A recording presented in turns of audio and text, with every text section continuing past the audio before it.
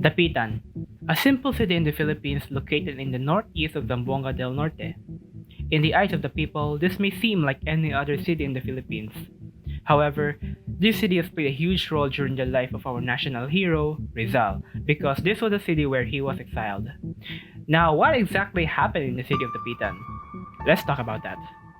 The first question is, what was exactly the reason why he was sent to Dapitan?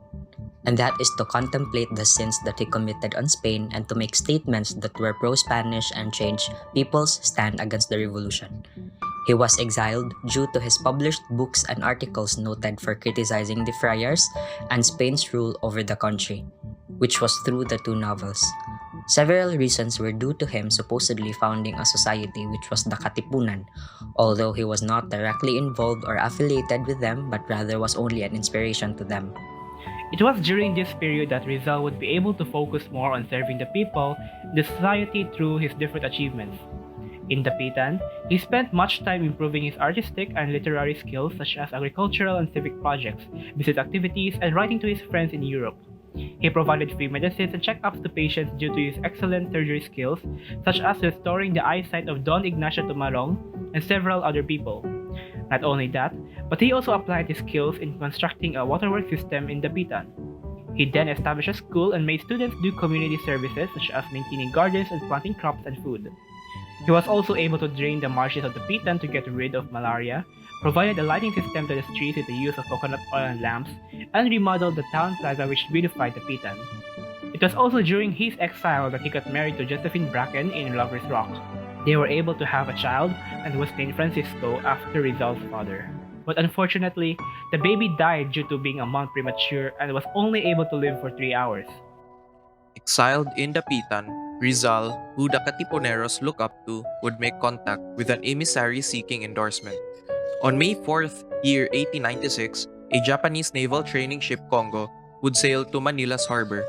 Existing Japanese, Spanish, and Filipino account all vary in detail, but all agree that Katipunan leaders Bonifacio, Valenzuela, the young firebrand Emilio Jacinto, and Daniel Tirona, who was accompanied by Jose Tagawa Moritaro, who acted as interpreter, presented the captain of the ship a written petition asking for Japanese aid and guidance in their desire to rise up against the government. However, nothing significant came from this encounter, and the captain would not mention the meeting to his superiors.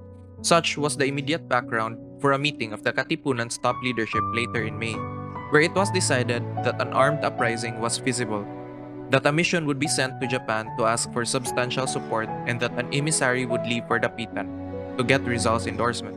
They would make Rizal the honorary president without his knowledge. Dr. Pio Valenzuela, sent by Andres Bonifacio, would set sail to Mindanao on June 21, 1896. Rizal, in a recorded reply, said that he was told an uprising would take place, where he would counsel against the staged uprising, convincing Dr. Valenzuela with rational arguments. Valenzuela, persuaded, would present himself to the authorities, asking for pardon.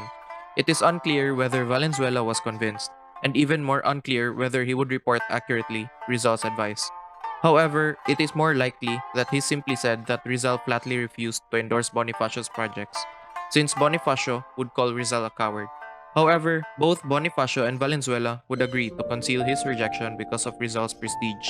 While remaining exiled in Dapitan, Rizal, a man of his word, would not even attempt to escape.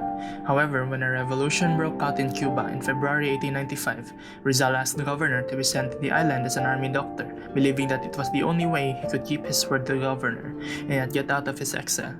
His request was granted and he prepared to leave for Cuba. However, the Katipunan revolt broke out in August 1896.